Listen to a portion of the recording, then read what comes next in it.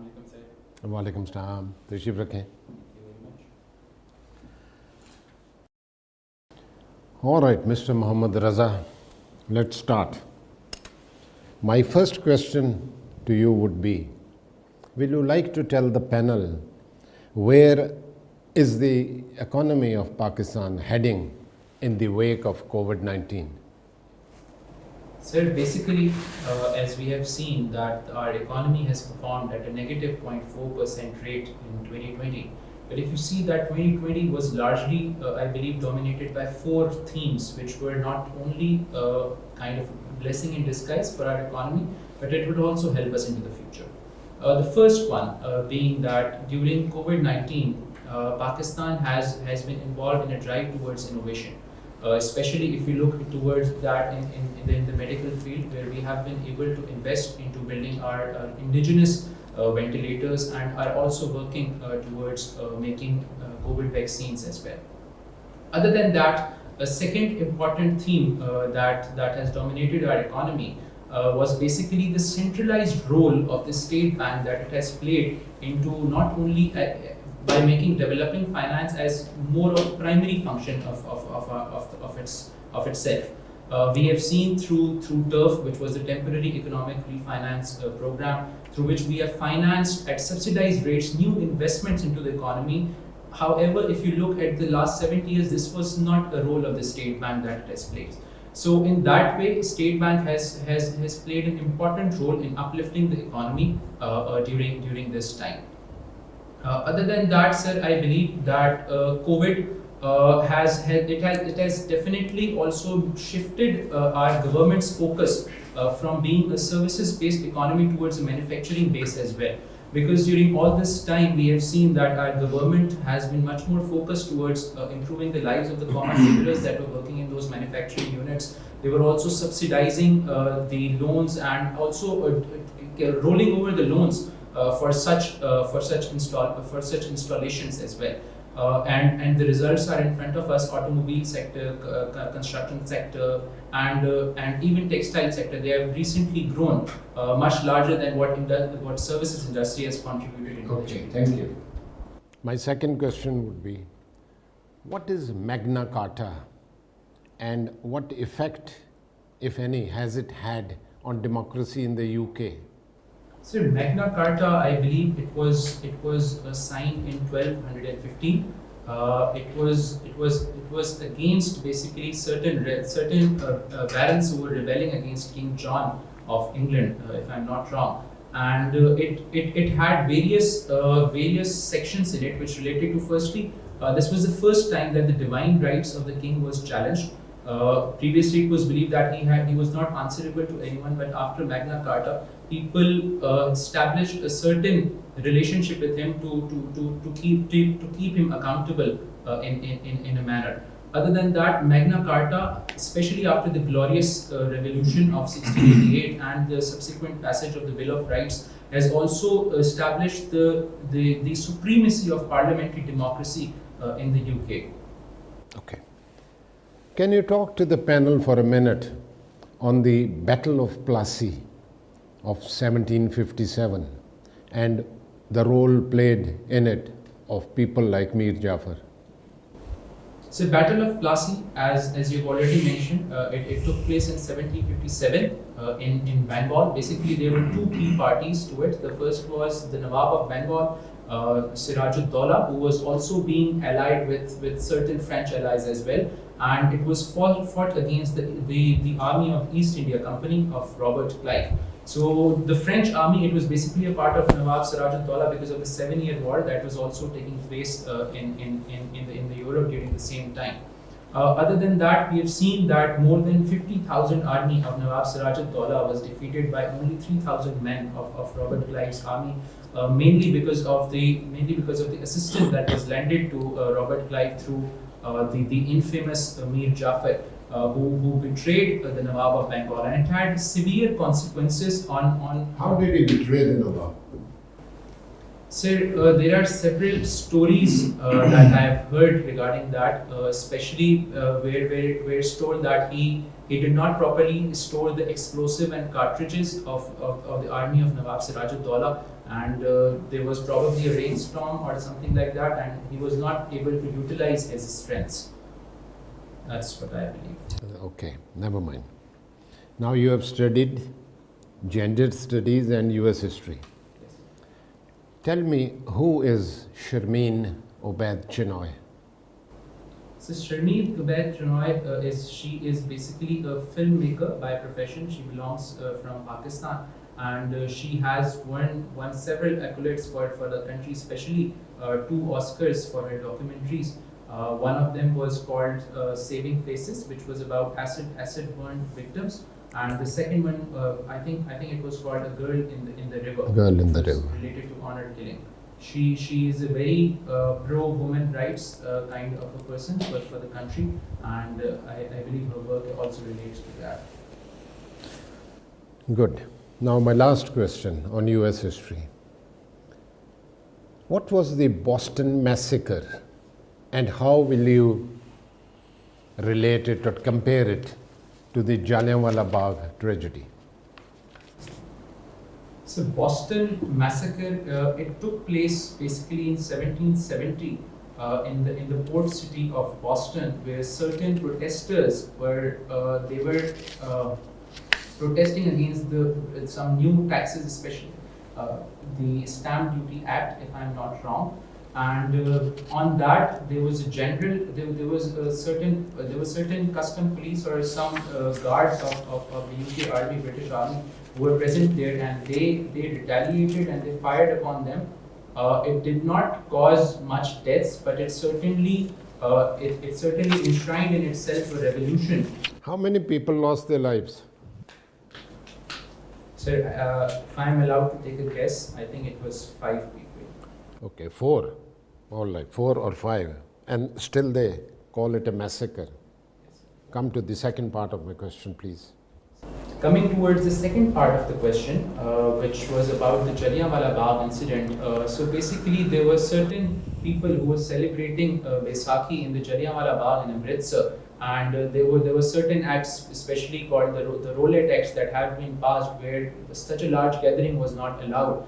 And during that particular festival, General Dyer, he basically closed all the exit points of that bar, and he opened fire at them, and several, I think more than 200 or 300 people they died in that incident. All right, I'll leave you at that. Thank you, Shahid Sahab. Okay.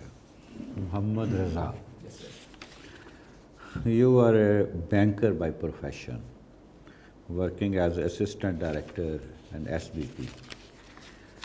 So tell us something about monetary policy. So basically, monetary policy is basically, it relates to these to controlling the supply of money into the economy. There are various tools through which the state bank or any other central bank implements its monetary policy. The first and the foremost being that of controlling the interest rates in the economy. Other than that, they could also control the reserve ratio with the banks as well. Through these, and even through open market operations, they can control the supply of money in order to implement their agenda, which could be an expansionary policy, or it could be a contractionary policy as well. Okay. How banks can play an active role in development of a country?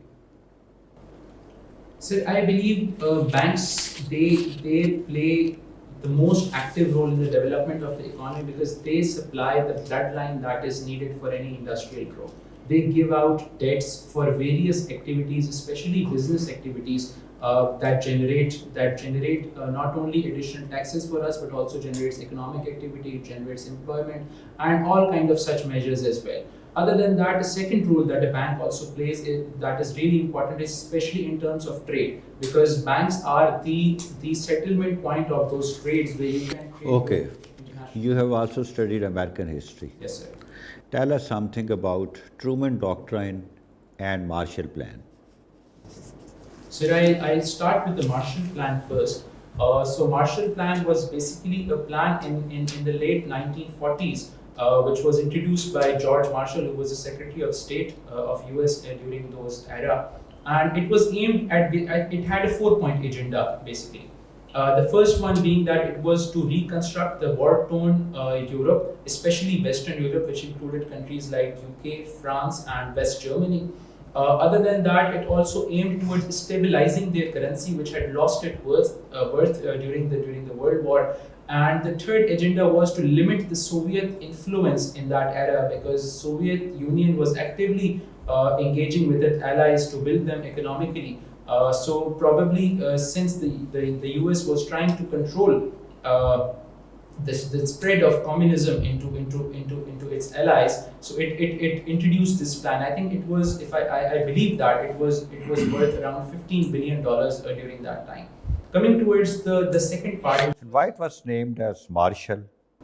So it was named after that Secretary of State who introduced that policy. Okay.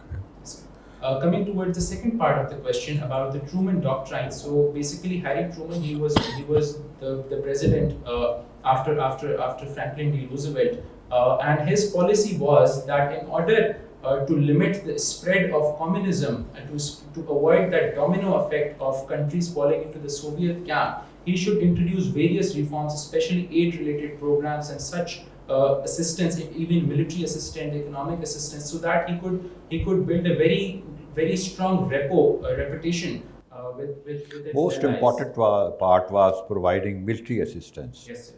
Okay. Tell us something about purchase of Alaska and Florida.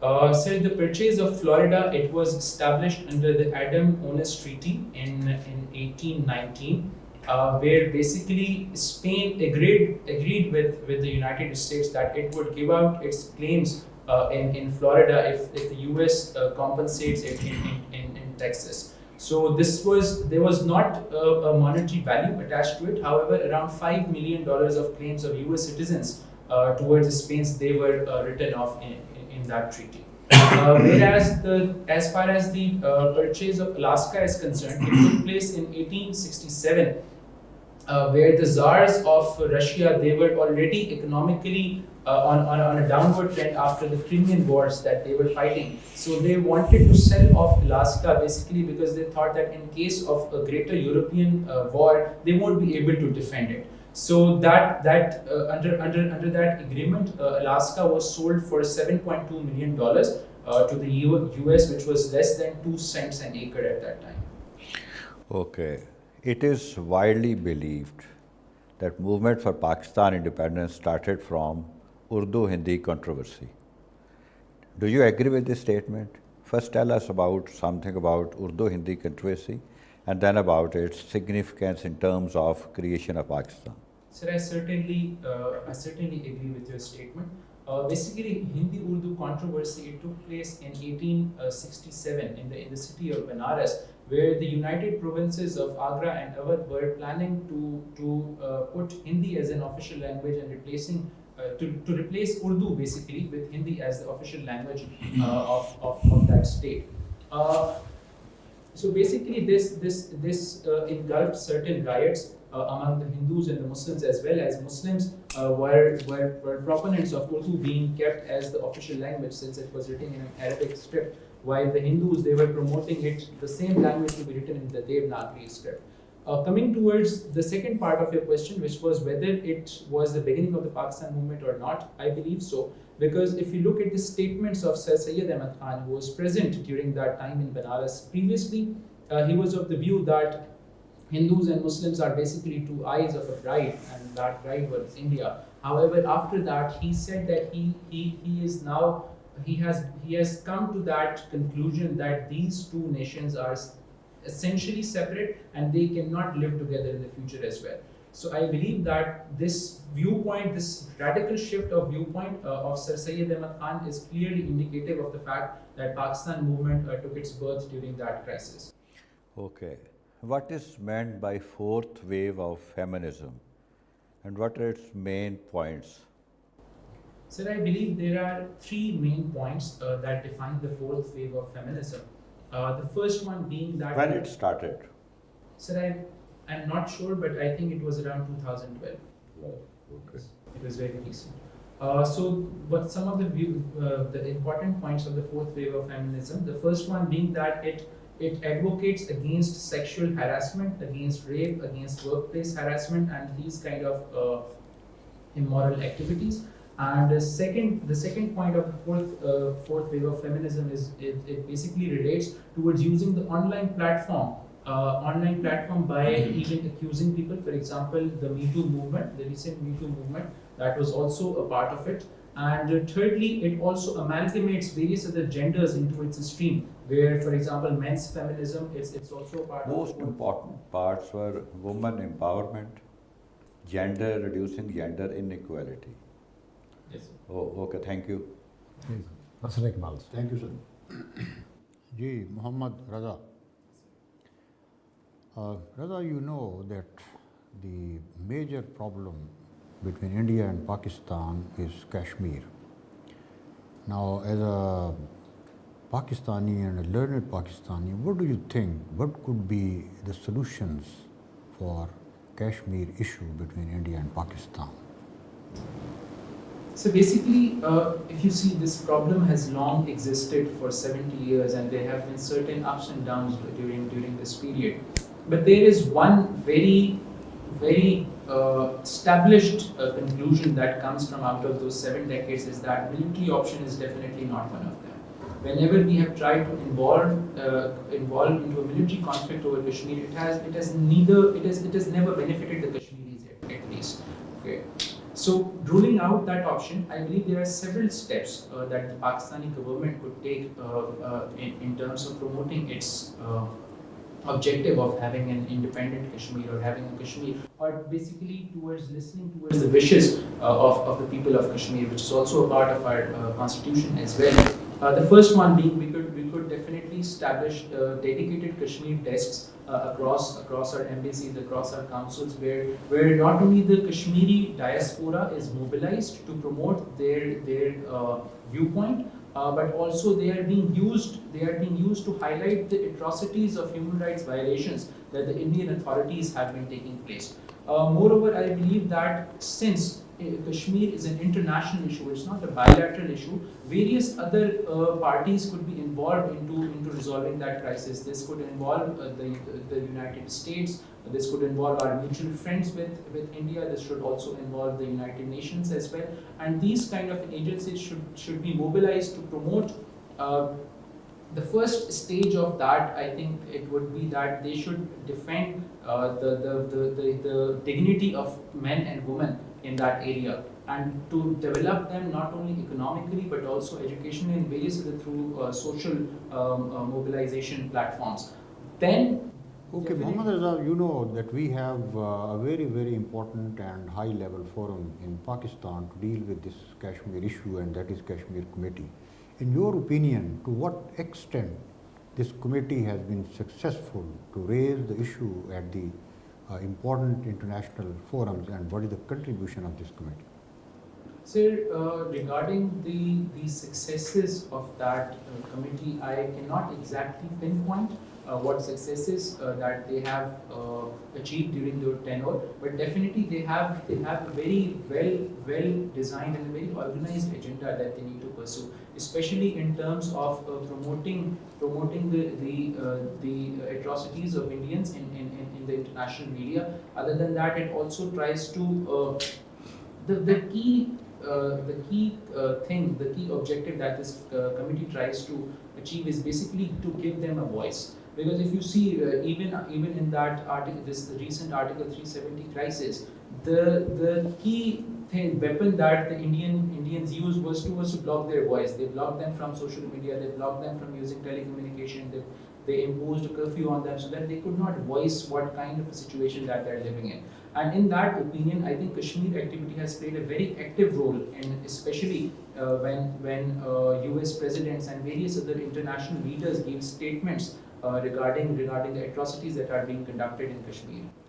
Okay, Mohammad, geographically, the location of Pakistan is considered to be of prime importance from world point of view. and particularly after disintegration of USSR, we feel that the importance of Pakistan has further enhanced with reference to Central Asian states. What do you think, how Pakistan can capitalize this geographical importance? So we have seen the realization of this importance, especially in terms of the Chinese-Pakistan economic corridor, where Pakistan has been providing warm water access towards those parts of China that are not very accessible towards the sea. Such kind of a corridor, such kind of a transit agreement could also take place with various of the CIS states that are itself landlocked, including Kazakhstan and Tajikistan and various other these CIS states. That is one opportunity. Other than that, Pakistan being an energy deficient country, because of the low production of natural gas or other fossil fuels, CIS states they provide a great opportunity for Pakistan, especially in terms of TAPI or these kind of pipelines, where Pakistan could easily access those huge natural reservoirs of fossil fuels at a very low cost. So that's another thing. Thirdly, most of these CIS states that are close to Pakistan, they're Muslim states, and definitely we have a connection on a religious level with them. This can also be capitalized in forming a bloc so as to voice the concerns, especially in the wake of the recent Islamophobia and such kind of events that have been taking place across the world. I think these are some opportunities. Okay, Raza, the 18th constitutional amendment in Pakistan is considered as a landmark in the constitutional history of Pakistan. Just tell us, what are the salient features of 18th constitutional amendment? That is one. And then how many lists, concurrent lists were there in the 18th constitutional amendment? So basically, some of the key changes that took place during this 18th Amendment were, firstly, the name of NWFP was changed to Khyber Pakhtunkhwa, which basically it was a long-voiced concern of the local populace that was addressed. Other than that, greater provincial autonomy, which was the essence of 1973 Constitution, as well as the essence of the formation of the federation of the country, was finally achieved through this. Thirdly, the 18th Amendment has also given us the NFC award as well, under which the provinces are getting a much larger share, and that also very systematically organized, which is not only determined on the basis of the population that was there. Other than that, I believe that the 18th Amendment it has also changed the spellings of certain provinces as well, including Sindh and Balochistan. So these are what I can recall at the moment. Okay, when was the Indus Water Treaty concluded between India and Pakistan? So Indus Water Treaty, I believe it was concluded in 1960. It was signed in 1960. However, an agreement on the sharing of water was already reached in the Karachi Agreement in 1949, I believe. There are deserts in Pakistan. Can you name at least 3? Yes, sir. So there is one third desert, which is in district Thar Pakar in Sindh. There is the Cholistan desert, which is in district Bahawalpur. There is the Thal desert in, I believe it's in district Pakar. And if you allow me for a fourth one, I think it's a cold desert in Skardu called Katpana. Thank you. Well, Mr. Raza, tell me a little about IBA. You did your BBA from there. How did you benefit by it? Sir, starting with telling you about IBA. So IBA was basically established in 1950, and it was the first business school outside of North America, which gave it a huge distinction and it promoted the education of business in the country. About my experience at IBA, I think it has largely shaped my personality, especially because I hail from a rural background and I was not very proficient at a lot of things including presentation skills, including my communication skills. Other than that, a key benefit that IB also gave me was that it promoted me in me a sense of critical thinking and analyzing things at a much deeper level rather than at a surface. Right. My next question is, where do we stand with India recently in our relationship with India, Indo-Pak relations? What is the latest development? Where do we stand today? So Indo-Pak relations, they have basically been strained after the Article 370 crisis. However, recently there has been a lot of improvement, especially by the use of back-channel diplomacy, where we have seen the ceasefire agreement that took place between the DGMOs of both countries, where we also see that there are minimal violations on the LOC. We have also seen the role of UAE in playing a gap of a bridge, in playing a role of a bridge between the two countries. Right. What two main water bodies does the Suez Canal connect? Sir, the Suez Canal, I believe it connects the Red Sea with the Mediterranean Sea. Mediterranean. All right. What do you know about the nationalization of the Suez Canal? Tell me something about the nationalization of the Suez Canal. Sir, the nationalization of Suez Canal, it basically took place in 1956 when the then Egyptian President Jamal Abdel Nasser basically nationalized the Suez Canal Authority, which was then owned by the British and the United Kingdom. It also engulfed a lot of crises after that. A hue and cry was raised by Britain as well as by French, and they were also planning to attack Egypt by allying with Israel. However, we see that the role of US in mediating this crisis had been really phenomenal, and it avoided a war that could have been really worse for both parties. What was the exact date when it was nationalized? Do you know the exact date? Can you, or the year at least? So the year was 1956, but I cannot recall the date. All right. Are you updated about the latest Swiss crisis? What happened? Is it this year?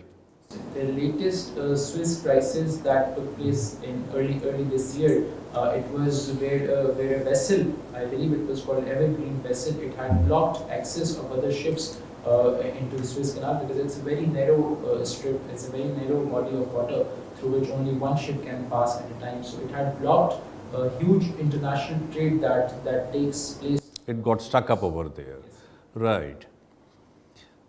Tell me something about the 12th Amendment in the US Constitution. Who gave it and when was it? Sir, I cannot recall at the moment who gave the 12th Amendment. All right, the first half. Yes, the first half of the 12th Amendment basically relates to the process of the election of the US President and the US Vice President. Can we elaborate a little on that? So basically, after the election, there is an electoral college that is elected, and that electoral college basically votes out for each of the president, and it's not necessary for that electoral college to vote based on their political party, and that's how they elect the U.S. president and the vice president also simultaneously. Each member has 2 votes, right? Abraham Lincoln, he abolished slavery. Was he successful in doing it? Sir, he played a great role in the abolition of slavery, especially when he introduced the 13th Amendment into the Congress. However, because of his assassination, he could not live enough to see that being ratified and being implemented. I believe it was Andrew Johnson who saw that happening during that time. But the discrimination against the blacks continued after that. Definitely. Do you agree with me? Absolutely, sir. The civil rights movement of 1963, the struggle of Martin Luther King, the struggle of Rosa Parks, Miss Rosa Parks, these are all basically that took place because of that inherent discrimination against the African Americans that was still existing in the society. Right. All right. My last 2 questions relate to economics. What is the per capita income of Pakistan? So the per capita income of Pakistan last year, Pakistan. it was $1,355, $1,355. And what do you understand by circular debt? So circular debt, it is basically an amalgamation or an overburdening of debts when you are unable to pay, when a certain party in a chain is unable to pay their dues, mainly because of cash problems or because of a cash crunch that they face. For example, in Pakistan, this basically relates towards the energy sector, where the discos are not able to pay the generation companies, and the generation company is not able to pay the fuel supplier companies, and this cycle goes on and on. Because of that, a huge debt of almost 2.6 trillion has accumulated in the country, which is very difficult to be paid off at a very nice rate. All right, that's all from my side. Thank you very much. All right, Mr. Raza, thank you very much. So it was a pleasure. All right, let's have a discussion amongst ourselves. Shahid sir, your views. Thank you, sir. I found him a very articulate personality. He was exceedingly dressed in a very amiable, spoke in a very amiable way, engaged the panel well in a meaningful and productive way. His knowledge with regard to various issues is also commendable. And overall, I think his assessment, according to my point of view, is that it ranges between 60 to 70%. One particular shortcoming which I noticed, that was with regard to his movement of hands, that he needs to curtail or at least moderate. I have already noted That is one of the basic issues. Especially his knowledge with regard to, one further point which I observed that was with regard to analytical skills, especially on my question with regard to UrduHindi Controversy. He spoke very well, and I was really impressed. Considering and taking cognizance of all the points, I would rate him between 60 to 70% out of total 100. Thank you. Thank you, sir. Young, smart person, very well dressed. He spoke very well, but somehow at some point of time he had a little problem of fluency also at some places, but generally he spoke well. He had very good knowledge about his subjects, general knowledge, and overall his knowledge is also very good. He could analyze certain very important national issues, economic issues, and other issues very well. And his, I think, critical analysis led him to some good conclusions also. And he was logical. He was quite confident, composed, and he could sustain pressure also, because very difficult questions were put to him, particularly of national and international importance. So from that point of view, if I rate him, he is a very good candidate and should be around overall 78%.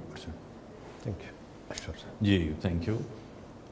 Overall, I think his performance in the interview was good.